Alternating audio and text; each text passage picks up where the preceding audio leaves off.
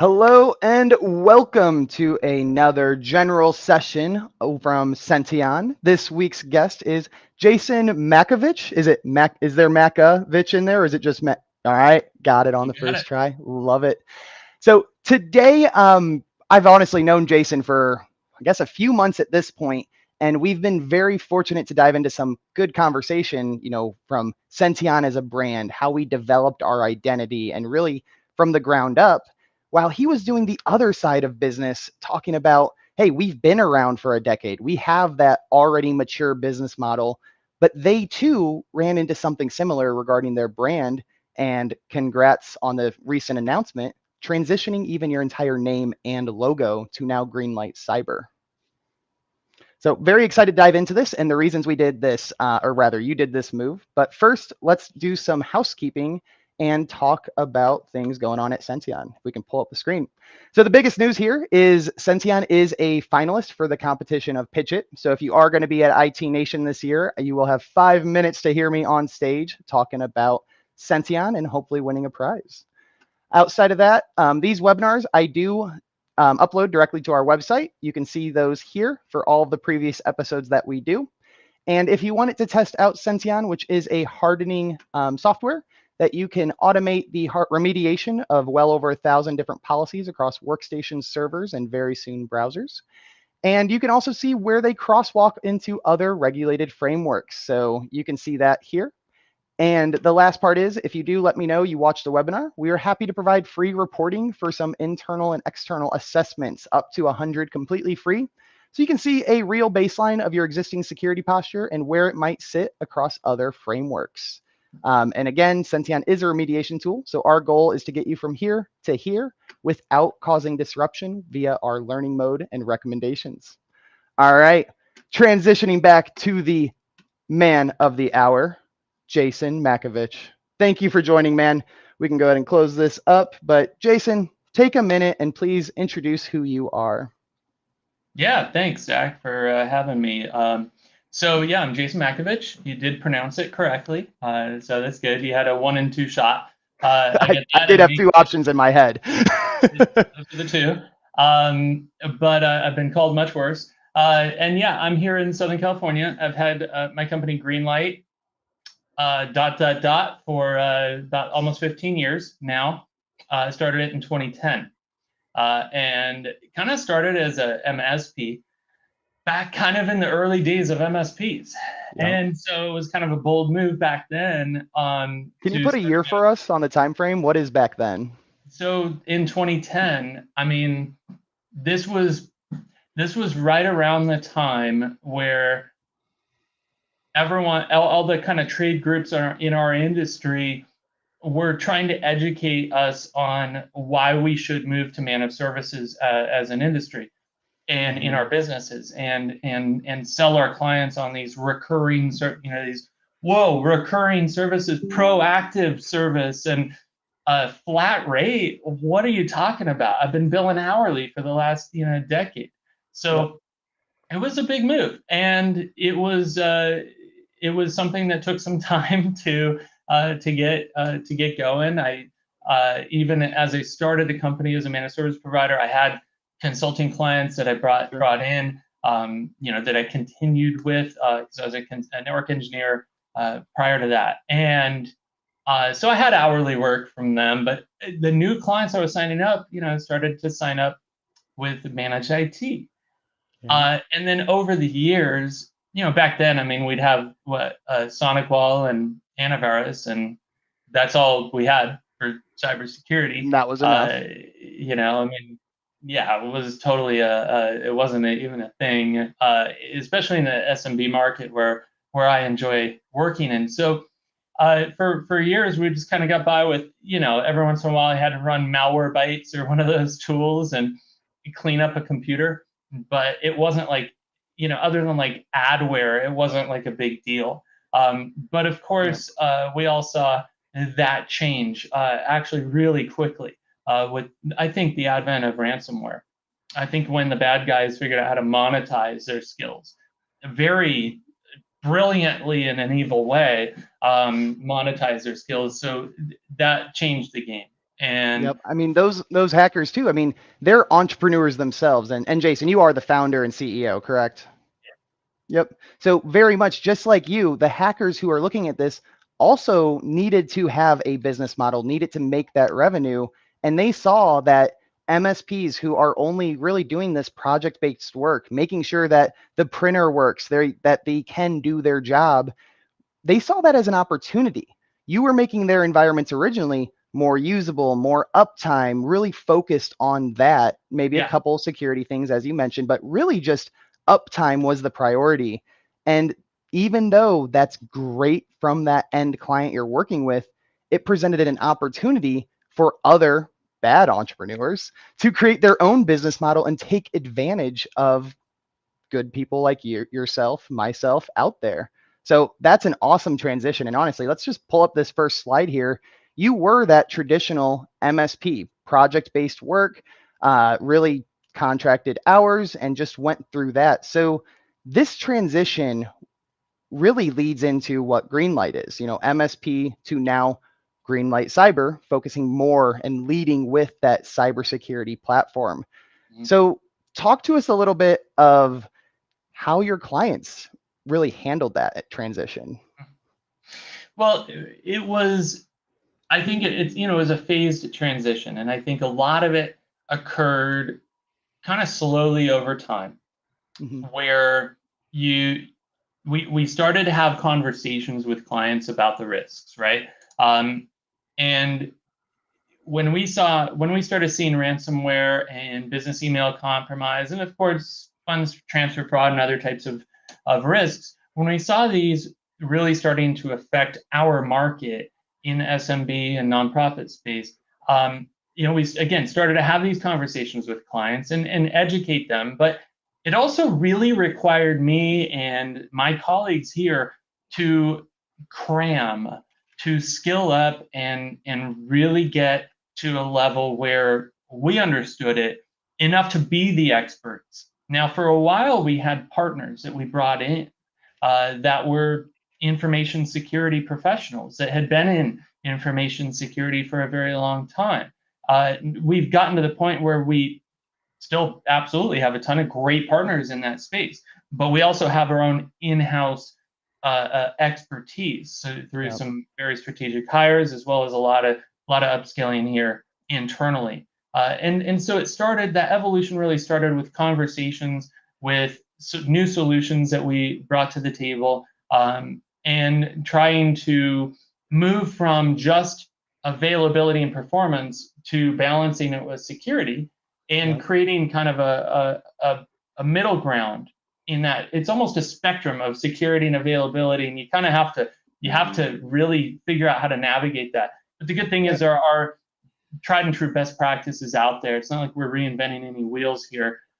Thank God we're not. Yeah, I don't need that and type of liability. yeah, I mean, look at CIS and their benchmarks, and being able to use Sention as a partner Appreciate it. to deliver those, and to not just one time, but to maintain and protect against configuration drift and other things. So that's just one example of the many Yeah. partnerships we have that help us really deliver defense in depth security to our clients. But then to kind of finish up in answering your question, Hmm. this final transition into from Greenlight, technically Greenlight Information Services, that's been the company name. Most of our clients just think of us as Greenlight, but moving from that to Greenlight Cyber, it really just came down to having some conversations with clients here and there. But a lot of clients I didn't even have an opportunity to have that conversation with, in which case it was really just an announcement that we Hmm. made the day before we went live, and I was just thrilled to see the positive feedback that I got out of that We're announcement. definitely going to need to dive into that because that is one area that I don't think any of us realize. I mean, Sention is a brand, right? We're a little bit newer. We don't have that decade-long brand recognition, but even if we were to change it, I do believe people would recognize that. People would see it, right? You said one thing that I'm interested. Obviously, transitioning to cybersecurity, there's going to be a tech uplift. Everyone listening on the call knows that. But you said understanding your financials. So, was this decision when you were first considering it, you realized, whoa, a lot of our project-based work has to do with security? Like when you said kind of looked at your financials and used that as a driver or one of the many reasons to pivot from your existing brand, talk to us about that. Well, I mean, it comes down to the kind of marketability of our services. So, Hmm.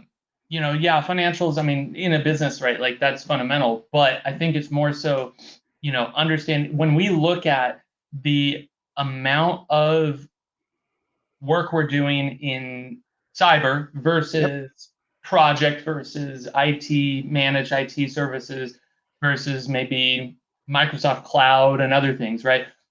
The shift over the past, I don't know, 4 or 5 years or so has been pretty profound. And Hmm. now the vast majority of our revenue is through our cybersecurity solutions. And that Um, wasn't like an intentional effort. That's kind of just something that naturally started. Is that fair to say? I don't know. Okay. I think it was way more intentional. All I right. think it really was. I think because it was about 4 or 5 years ago that we got together as a team and we started talking about kind of what is the future of Greenlight? Where do we want to go with this? And we were kind of at a sort of an inflection point where Yeah. are we going to double down on MSP and just be really good at security? Or do we really want to have a business that can really focus on providing managed cybersecurity to the SMB community, even if they don't need us for IT? And we decided to take that path to build a program that we call Guardian, Yep. which is a managed cybersecurity program that can stand on its own, that doesn't require us to be the MSP, that doesn't require us to force in our stack of RMM and everything else. Like we can just come in with cybersecurity. They can have an MSP. In fact, we have MSP partners now that bring us in That's awesome. for all the security, which is great. That's going to be a huge avenue for us, and it's great for them and it's great for their clients, right? We can work alongside them. Um, but we also have a lot of clients that have internal IT. And Yep. so we've had a co-managed IT service for years, and we'll probably continue to do that because it's great to be able to bridge those gaps. But ultimately, yeah, it was a very deliberate effort to kind of pivot, but it wasn't decided until probably earlier this year about our Just rebrand. go all in. Yeah, I think it was an inevitable move, but we hadn't really decided on that until maybe spring of this year, maybe right around Q2. You guys moved quite rapidly. I mean, that's awesome to Yeah, hear that it and is feasible. even then we hadn't picked a name. Like we bounced around ideas forever, and you wouldn't think so. Greenlight to Greenlight Cyber is pretty easy, but you should have heard some of the crazy ideas we came up with. So I'm glad we ended up with Greenlight Cyber. It made for an easier transition. We'll get some behind the scenes on some of those names. But no, Yeah. I mean the big thing is that you can kind of share here through the way you're speaking about it is you found a lot of pivoting for purpose, right? You found interest in this revenue stream, in this new opportunity, and maybe it is a love for cyber, but it was also you saw and you said this: the SMBs needed help, right? The MSPs needed help, even that you're working with. So there was a lot of an emotional driver here. Obviously, you did have a lot of team discussions. You sat down, you scheduled calls. But as a company and as a business owner, how important is that emotional side of Mhm. potentially making a pivot like this? How much of a driver is that? Or is it strictly financial market forecasting, or is there an emotional play here? That's a good question. Um, I have to say I'm probably not as savvy of a business person as many out there. Maybe if I were, we'd be. Jason runs an incredible business for the listeners here. He's extremely humble. But, but I'm a high empathy person, and so when I hear stories of small businesses getting destroyed, like it really affects me. And knowing that we're in a position to help anyone that's willing to be helped, to willing to listen, to to learn about the risks. we're passionate about it. I mean, I can't even tell you how much over the last 4 or 5 years I've spent on my own time, although I guess all that time is when you own the business, but It's all Greenlight's time. We don't, yeah, us entrepreneurs, we don't actually have we don't Zach have time or off. Jason time. Yeah, yeah. Just ask my family that. Yeah. The laptop always in front. It's Unfortunate reality. it's well, yeah, but yeah, it's a passion. Like it's a real passion. I love learning about it. I love being good at it and getting better at it and really understanding it. But I also just feel this real drive. I mean, it's funny. I've been doing this for like 25 years. I've been Yeah. in the profession, technology profession for a quarter decade. And honestly, I grew up around it. My dad owned a computer company, so I grew up around it. I was building computers at age 11, and I mean, It's awesome. so. But the fact is, like after all these years, I have never been more passionate than I am right now about what I do, and I think it's because of that purpose. Because there's a real need for more cybersecurity talent, and not just cybersecurity talent from a technical perspective. I think the biggest challenge, at least in our market, in the SMB and nonprofit space, is bridging the gap. It's communicating, educating, and bridging that gap between cyber risk and business, cyber Yep. risk and IT. Those are two major gaps. Business and IT was always a gap, and that was something I was always focused on bridging. But when you add in cybersecurity, which affects both, and now it triangulates it in a way where it's an order of magnitude more complicated. And Yep. when you have business leaders that just assume that IT understands cybersecurity, and I can tell you, I was a very good IT person for many years, and I did not understand cybersecurity at all, and neither do most IT people. Yep. And it's no fault of their own; it's just a different field. Yep.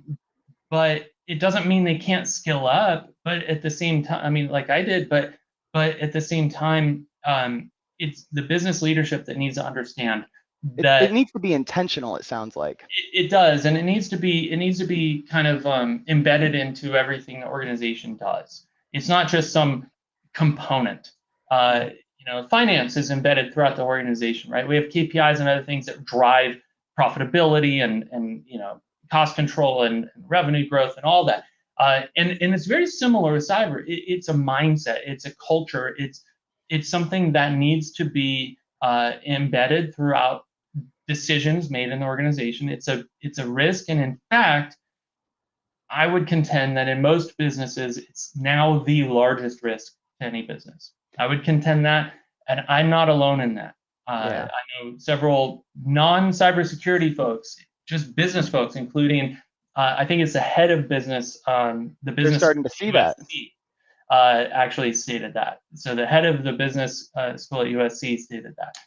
So that says a lot. Cyber risk is arguably the largest risk to business today. Yeah, absolutely. I mean, you talked about, the IT and the business. If you were to look at that as, the bridge from one side to the other, yeah, both of those can get to point A to point B. Those are critical. If you need to get across the river, the bridge is critical. But what is protecting those? Just because you know how to build a bridge doesn't mean you know how to build the surrounding protection of the bridge so it doesn't collapse or that storm coming through. Those that cybersecurity piece will enforce and make sure the bridge is always ongoing and running. So I think that's really important to call out. And let's go ahead and kind of transition to the timing of what you did. You did mention how this was something in Q2, and we can go to the next slide here with brand drift, right? In Q2 of spring, you really started looking at the cybersecurity focused name. You really started digging into it. But you also said for about 2 years, you still had the same company name and the same company brand. Did this make it a little bit confusing to your audience? Like, how did you one recognize that brand drift was happening? And two, did that impact those first round meetings with people? Yeah. Oh yeah. So we get a lot of referrals, which I can't even tell you much we appreciate, right? That's been the real secret to our success, right? It's awesome. We have a wonderful partner network, great relationships with clients, with partners, and we get a lot of great referrals. And when we get a referral, 99 times out of 100, these referrals are cyber specific, right? Like, hey, Okay. we've been hacked, or hey, we want to implement some controls, or we need some help. We don't know what we need, right? There's a lot of that. And when they're introduced to a company that has information services in the name, doesn't have cyber at all, and then you go to their website and it looks like they're just another MSP, Yeah. and there's just there's nothing really specific about cyber. Yeah, sure, our website had some cyber language, You have some on there, pages, sure. but it wasn't really profound, and it just didn't really align with what we were really focused in now. It's not to say, I mean, we still again offer co-managed IT services. We still are a Microsoft partner. We do a lot in the cloud. We do a lot with Azure, Microsoft 365. We work with all our existing clients and help them. I mean, we're still the same team and the same people and providing still that great service. But I think the biggest gap was new kind of introductions to new potential clients, new clients, and new partners, and just being in that community. I mean, even just going to conferences like Yeah. cyber risk conferences, and meeting with folks that maybe at a law firm that handled breach counsel, or maybe cyber insurance agency, or carrier, and that sort of perception of, oh wait, who are you? What do you guys do? Whereas now, I know we're just better positioned I mean, you're to not only be helping part of the that. trade show, and so I'm just getting back from CornCon, right? I spoke there, and everyone gets an agenda, right? A lot of these shows have multiple tracks. You can choose this breakout session, this breakout session. And for us, when we decided to add our brand to have managed endpoint hardening in our name, just simply put it out there. Now, instead of people seeing, oh, Sention is speaking, I don't know who they are, let's look at the next one, they see and manage endpoint hardening, and it's like, oh, maybe that is a trigger, right? That is what we do, and maybe that helps them. So in this same relationship, at shows that you might speak of, or those first round introductions, when your sales team takes that first round meeting, or yourself, right? You now are eliminating a hoop, it sounds like, and you can get to the point quicker, because now they know from your name the scope is probably cyber. Yeah, yeah, it does help.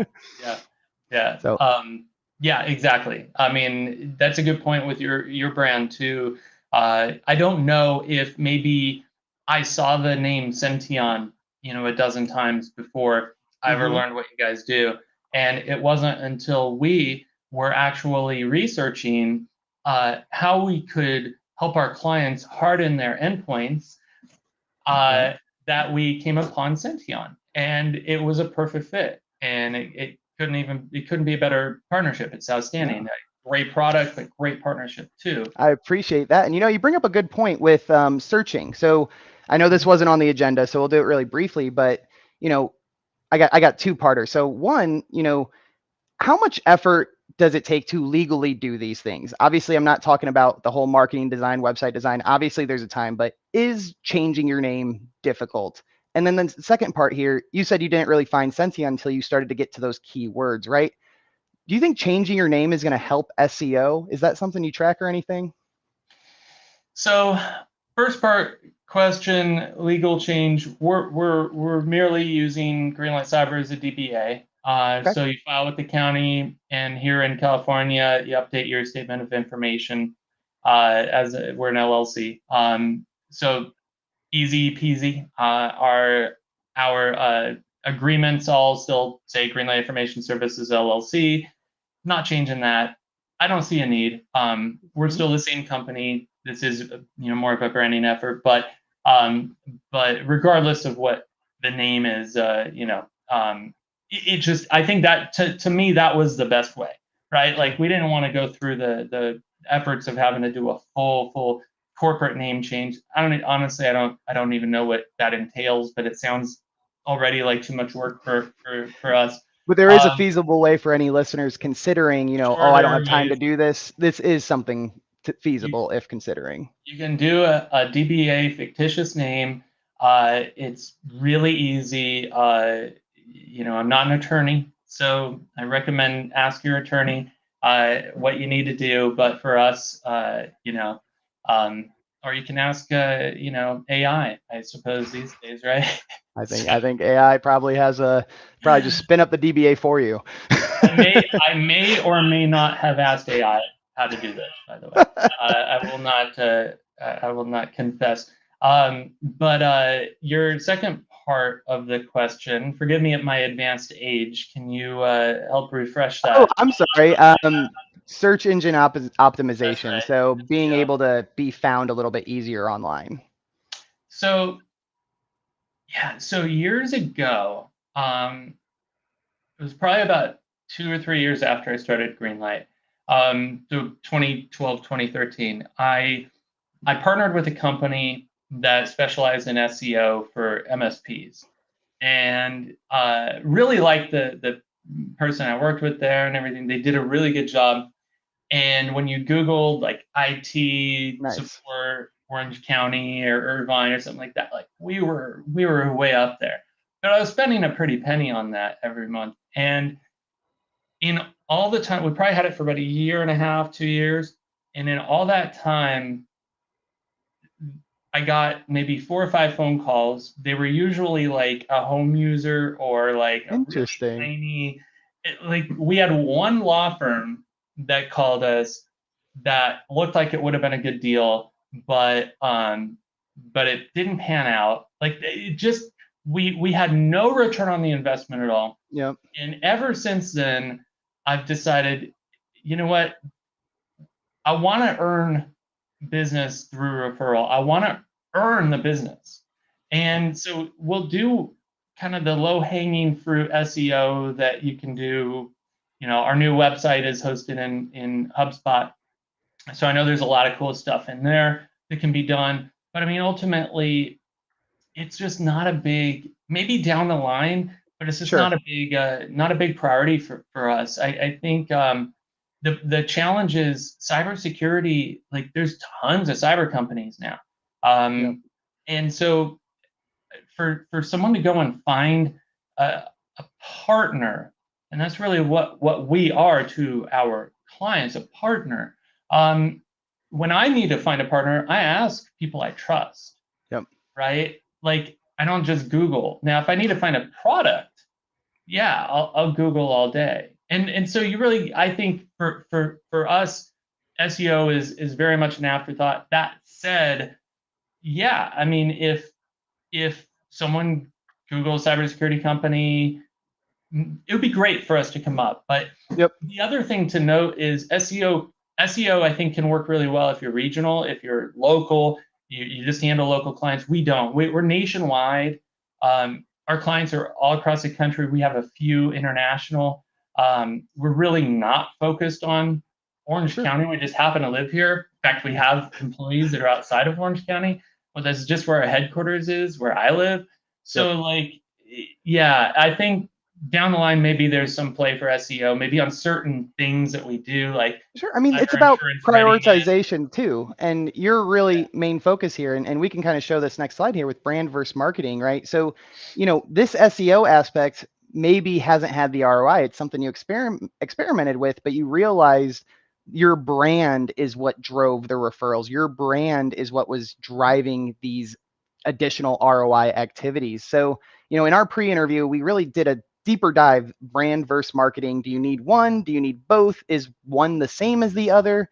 You found something within your brand, within your messaging that really stood out and started to earn you referrals. I think every MSP on the call wants to earn referrals. I think all of us, vendors alike.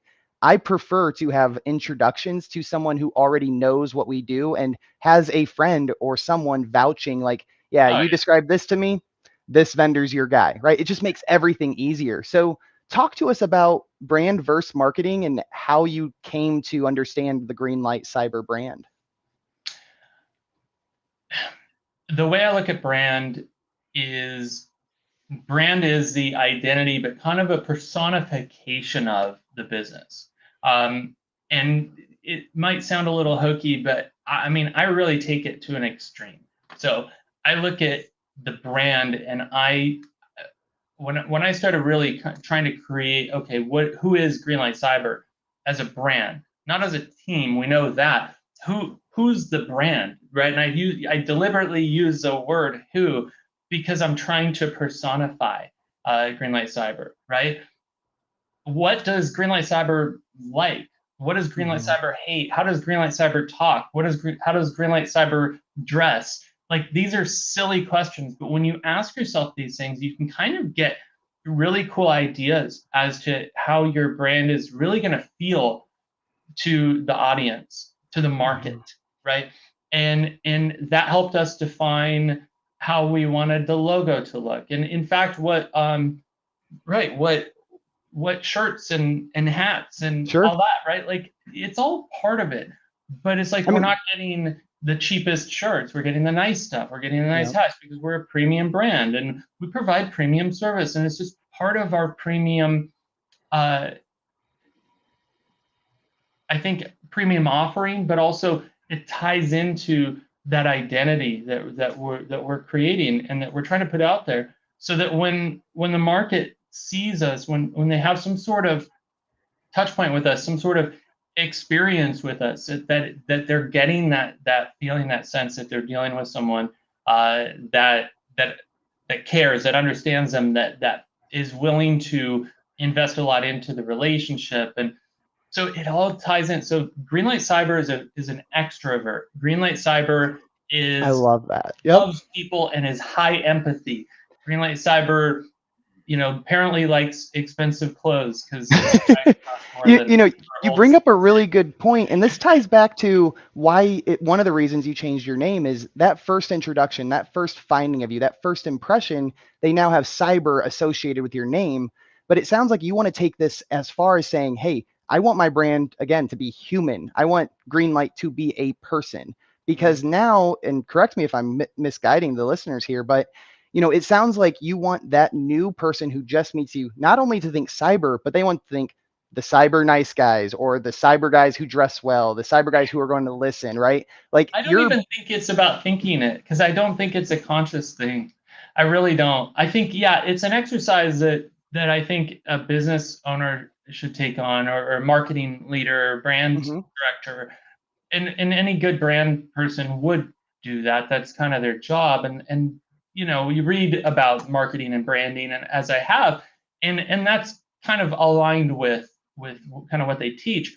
But it's more of an exercise that I think you go through internally to create something that has more of a subliminal or passive effect on the marketing. But I think it's also something that isn't just for the outside, also for the culture of the team, Yeah. right?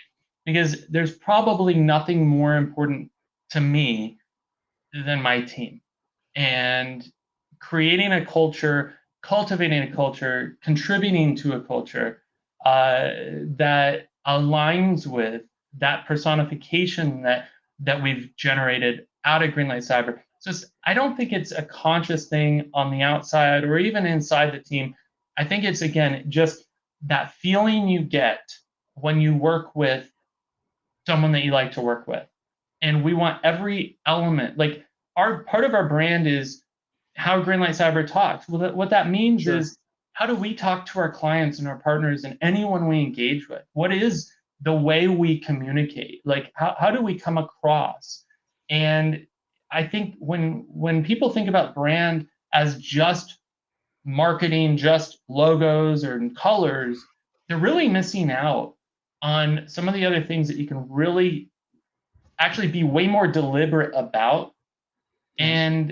and create internal culture and external marketability and positioning in the market in a way that maybe one hasn't thought of before. And this was kind of the first time we ever did that, because I didn't know any of this stuff before. When I started Greenlight, I was a lot younger and had a lot less experience. So, this kind of second time around of being able to do this, we want to do it right, and we put a lot into it.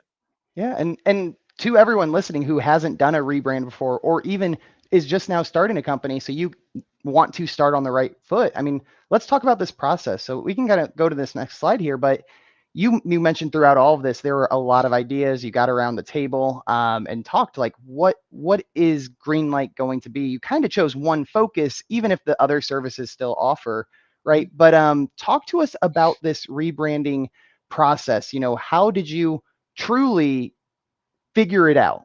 How did you figure out this was it, and how did you then roll that out to everywhere? Haphazardly, I would say, would be. Any best practices you can share or lessons learned to the listeners? Um, Involve people. Don't do this on your own. I would have come up with the dumbest stuff, man. I came up with dumb names. I came up. Dude, when you say involve people, are you referring to like firms, outsourcing, Yeah, or these like no, friends, no. customers? Yes, What does that mean? yes. So involve your team. Number one, okay? You get the buy-in. Get your entire team involved. And yeah, if you don't have anyone on the team that can really facilitate that, yeah, bring someone in. There's a lot of really good branding experts, marketing experts out there.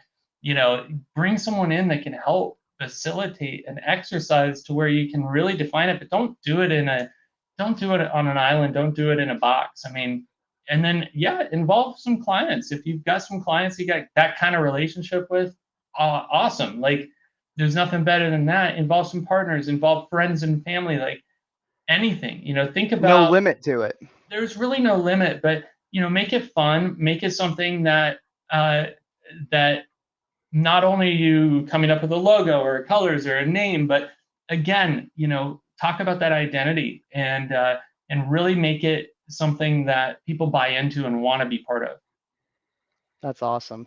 Now that's an incredible best practice. And I think for the entrepreneurs out there listening, it can be isolating, right? That's something I preach, mental health quite a bit, right? Because I don't really have, my old high school friends or even a lot of my college friends, right? I'm a younger entrepreneur myself, and I don't have a huge network of people I can relate to and talk to outside of, my MSP partners and some of my clients out there. Like, use your network and don't try to do this on your own. I know Sension, again, going through this managed endpoint hardening, a big influencer and a helpful voice in that was Joe Alapat from Lion Guard, right? That's another vendor to vendor. We're not competitors by any means. If anything, we're partners, but it's still someone who has nothing, I don't know, no equity in the game, no stake in it, right? They don't actually matter what we do, but they were willing to listen and talk about it and share their ideas. Just like Jason's preaching here, it doesn't have to be someone who pays you. It doesn't have to be someone who knows anything about cyber necessarily, friends, Oh yeah. family,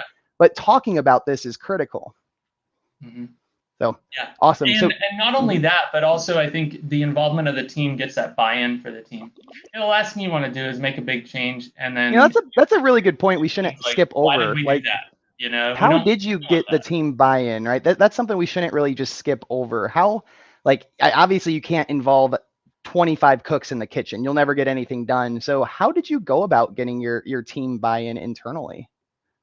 So we did back in January, we brought all our employees to Vegas actually for a weekend. Wish I was an employee. Which was pretty fun. Um, and so we did a weekend there, and me and a few, so the leadership team, we went out a day early, and we had kind of a full offsite, full day. We brought in a consultant of ours that did kind of a strategy session, like a full day thing, and it was phenomenal. I mean, honestly, I thought it would be helpful. I can't even begin to state how impactful it was. And I'm quite convinced we wouldn't be anywhere near the level of success that we've seen in this year without having gone through that exercise. Because I mean, I mean, we could do a whole webinar on that, but it was like we did like a dream session talking about each person's That's dreams. awesome. It was a long, tiring day, but out of it really came a lot of purpose, a lot of direction, alignment. And it really came down to aligning what our goals are and what we're trying to achieve and accomplish. And so it was very well thought out through the leadership team. Then everyone else came and we had a great weekend. And I didn't want to make the rest of the team work at all during that time. It was really more of kind of a bonding time and just Sure. have fun. Everyone and their spouses, partners came out, and it Oh, was good it for was you. awesome. But we came back home a couple weeks later. We had an all hands meeting where we talked about what we what we covered in this session. We talked about we didn't run through the whole thing. We ran through the results of it and why, but the why. And you always want to start with why. So why are we doing what we're doing? Why is this important? And we had a very interactive, very useful workshop around it through the whole team, every cook in the kitchen. Awesome. And it wasn't at all the branding exercise. It was really more about who are we? What are we trying to accomplish? What do we want to do this year? We're going to be doing this again. We're doing like quarterly strategy meeting with the whole team, and we do weekly strategy meetings with the leadership team. Um, Yeah. but yeah, it's just about getting everyone together and uh, having a real open dialogue with everybody about it. The other thing I do is I do one-to-ones with every employee quarterly. So, and these Wow. one-to-ones are not reviews, and I won't bring up work That's at good. all. I'll let them if they want, but it's really that chance to really continue that connection and cultivate that relationship. And I think just kind of earning the trust that every leader should have in the organization. I'm grateful that we have the size of an organization where I can do that.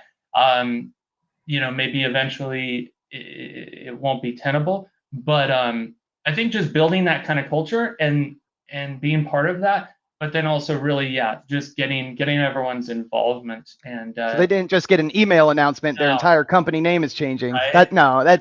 That's critical. And Well we can thought show the out, next slide during this as well because we did start to talk about the trust aspect of it. And I want to first give you, I mean, just Greenlight Cyber as a company, a live testimonial, being one of your vendor partners, right? Working with your CISO Jackson Tran, I believe, right? yep. And he wouldn't really give Sension a POC opportunity at first until he figured out really, okay, where does this fit into the greater mission? Where is this in our entire Guardian, product mission, right? So it was not that it was, extremely difficult, but there was an extra layer of approval before maybe even Jason heard of me, right?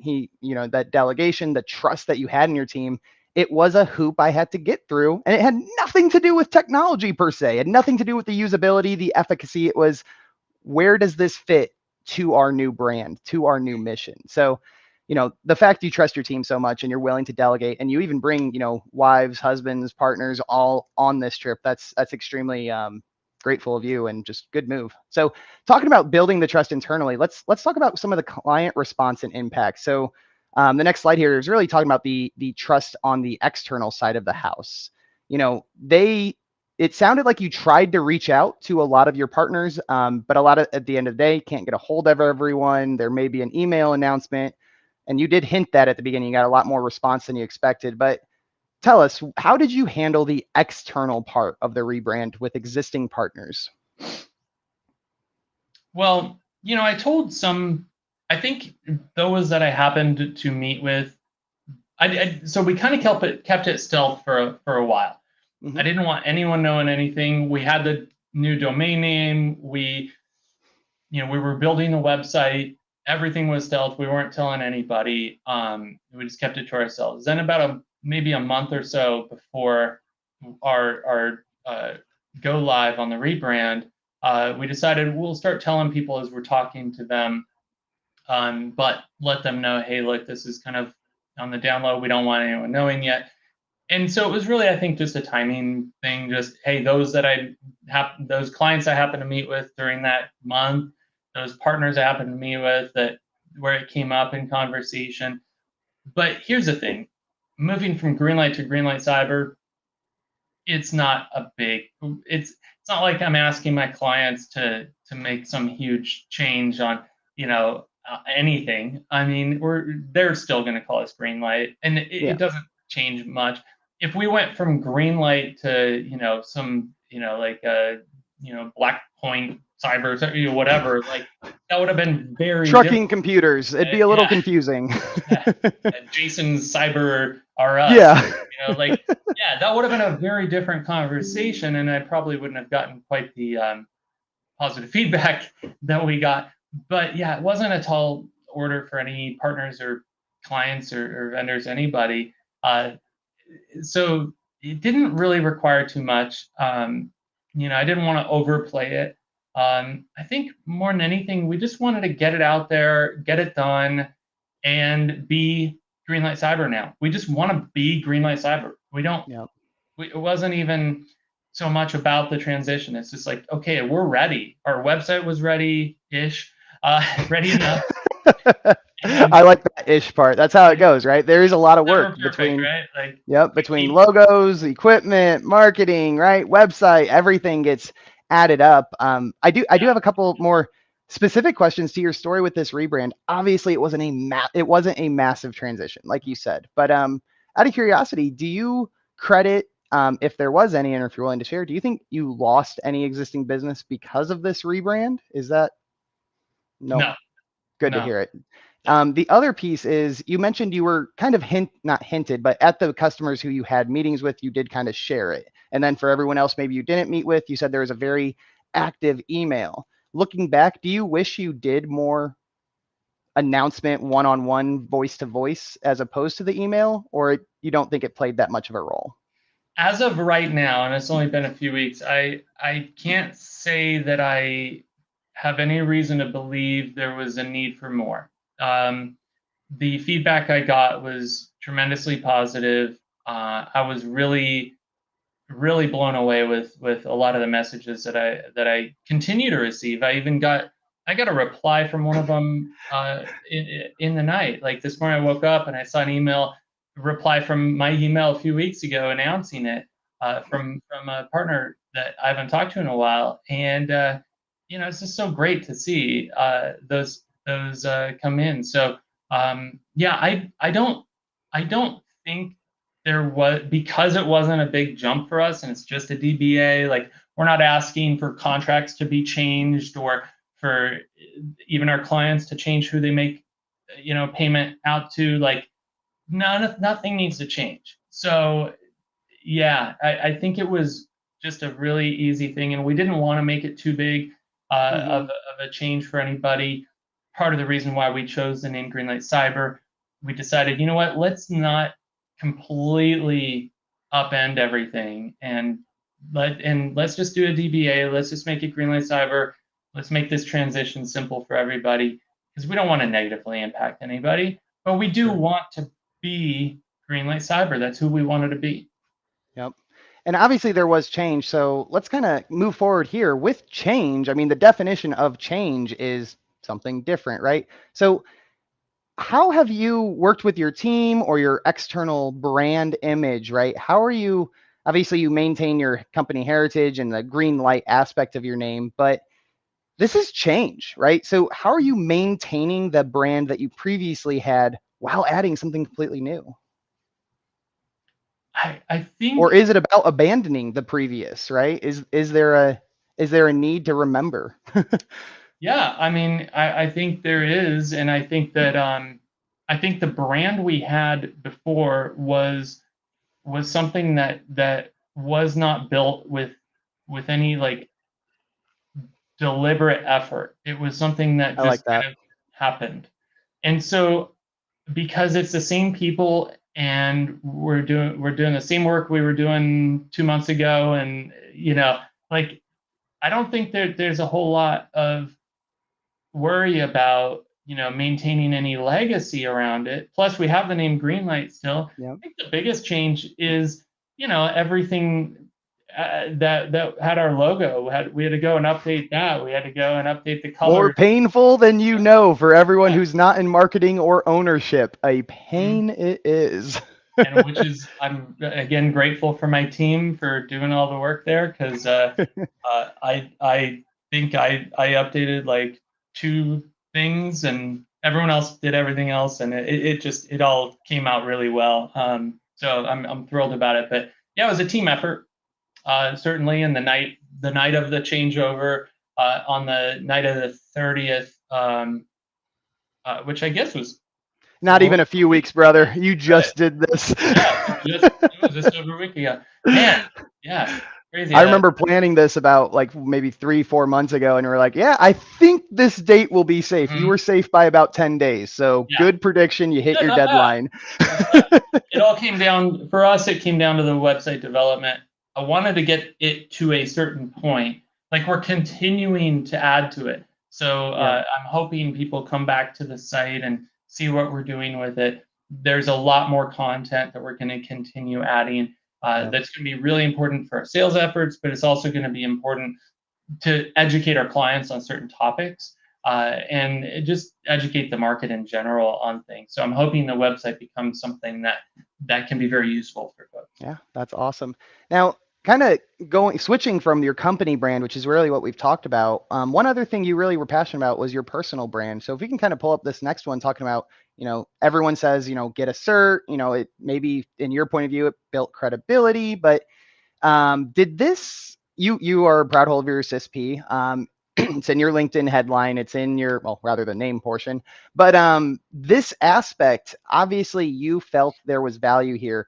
Is this something that you did because of the upcoming brand transition? Is this something you saw writing on the wall before you even considered changing your company brand?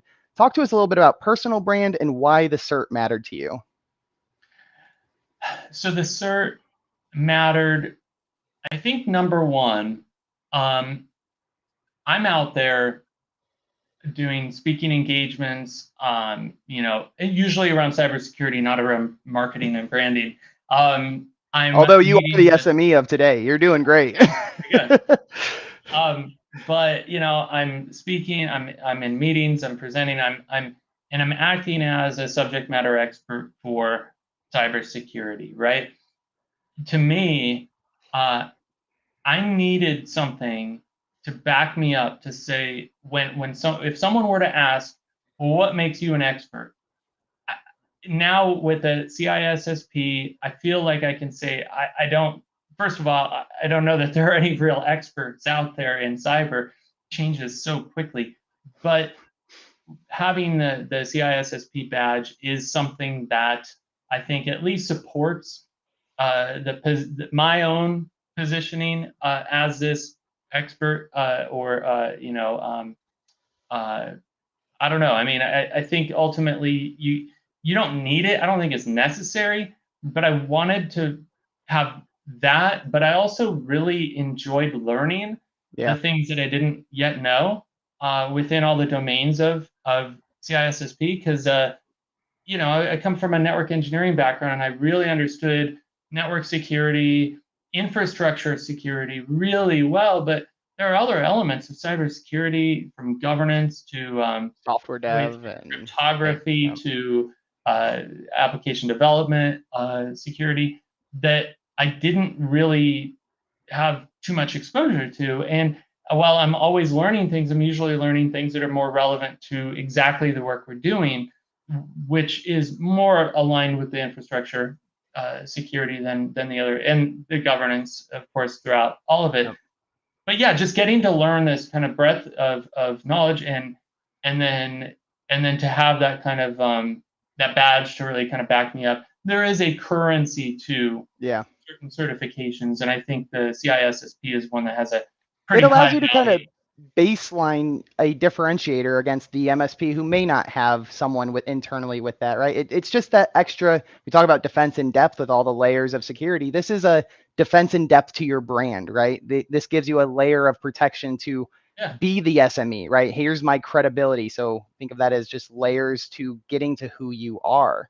Yeah. I mean, we did a lot of this talk about company brand image, a little bit on marketing, but this concept of personal brand, this has nothing to do directly with your company. This is yours. Is getting personal brand or having your team of salespeople, your CISO, post to LinkedIn or chat on forums, right? Do you encourage personal brand for your team, or is this more just something you do? I mean, I encourage it for anybody. I mean, if anyone wants to really build their brand, they should, right? It took me years to understand any sort of value in it. My identity was always sunk into Greenlight. It was just, yeah, Greenlight. I didn't really think of myself as more than Greenlight. And all my efforts in Greenlight, it's not like I'm one of those guys that has like a bunch of side hustles or whatever. No, I mean, Greenlight's my baby, and that's pretty much all I work on professionally. Um, that said, you know, will I will I own Greenlight when I'm 55, 65? I have no idea, right? Like, I don't know what's to come, but I know I'll still be me, and I know I'm still going to work. Uh, I'm going to be in the profession. I love cybersecurity, and I don't see myself leaving that space ever, at least anytime soon. And so, yeah, I mean, I think it's important for me to have some level of a personal brand, professional brand as myself that has not completely separation from Greenlight, but at the same time can stand on its own. And you know, I enjoy public speaking. I enjoy, Yeah. being seen as a subject matter expert on cyber and being invited to webinars and things like this. And as long as I can be helpful out there, like I love it. I love being part of the solution. Would you go as far, and maybe you are doing this today, maybe you aren't doing this today. Do you think there's any opportunity for business owners to, I guess, equip or even incentivize their team to building this personal brand? Or is this something either you want to do it or you don't want to do it? I think it depends. I mean, I would be very supportive if anyone on my team wanted to build their own personal brand, but I think my job in the company, yeah, I don't, I think it would depend on the business and on the Sure. individual and their role. But, I look at it like we all play roles here at Greenlight. And so if we had a role where outside of myself that we need someone kind of to be seen to do the demand generation or any sort Sure. of outside, then yeah, we would probably invest into that. Yep. Otherwise, I think it's up to the individual. And I there's very certain much agree with that individuals, that individual want point of to. view. Yeah, I can beg my founding team to post as much as I do, but it's some people are interested in it. Some people, you know, we all have different prioritizations. So I definitely hear, you can't force anyone to do what they don't want to do. Was just kind of curious that internal point of view because you did a whole company rebrand, so the personal brand topic has to come up. yeah, So thanks for yeah. sharing on that. And my personal brand is really just my way of reaching out to the community and trying to educate them on the things that I'm learning as I go. Awesome. All right, kind of wrapping up here. So last slide, we're right at the hour. I mean, you talked about some of your lessons learned. You talked about a ton of aspects today, a lot of great conversation. But anything you want to leave either, an MSP who's considering a rebrand or a new entrepreneur looking at launching a company, any just kind of closing thoughts you want to shout out here? Well, I mean, hopefully this session helped around any sort of rebrand ideas, right? So, if there's more, I mean, anyone can find me on LinkedIn. My name is quite unique, so feel free to reach out to me. And then I would say, yeah, if someone's out there that's like considering starting a business, or I'm often introduced to younger people. My daughter's 19; she's undergrad student. A lot of her friends. I'm constantly like talking to young people about their journey and Yeah. what they want to do. And I would just say, instead of following your passion, know that when you're really good at something and you get great at it, you'll get passionate about it. So Yeah. follow what you're good at, follow what you enjoy doing, but what you're great at, and find a passion in that. And that's actually a huge sentiment because the information technology may not have been the strongest passion in your life, but you were extremely good at it, right? And as you matured and as you took that step to say, I do want to be an entrepreneur, this is what I'm good at, so I know this is my starting point. Maybe it's not something you get out of bed every day wanting to do, but it was a business, an opportunity, and you saw it as a route to success. And Yeah, as you matured and as you realized what your true passions were, or you become more convicted, more experienced, you're able to take that already successful thing or that thing that is attempting to be successful and pivot, hence rebrand. there you go. Awesome to hear it, Jason. Well, thank you so much for being on. We can pull up this concluding slide here. So, some upcoming events. Again, I will be speaking at IT Nation come early November. We are a Pitch It finalist, so very excited about that. But we do a weekly webinar series with CIS talking about Microsoft Edge browser hardening. So I say next week, tomorrow's guest is Roddy Bergeron from SureWeb.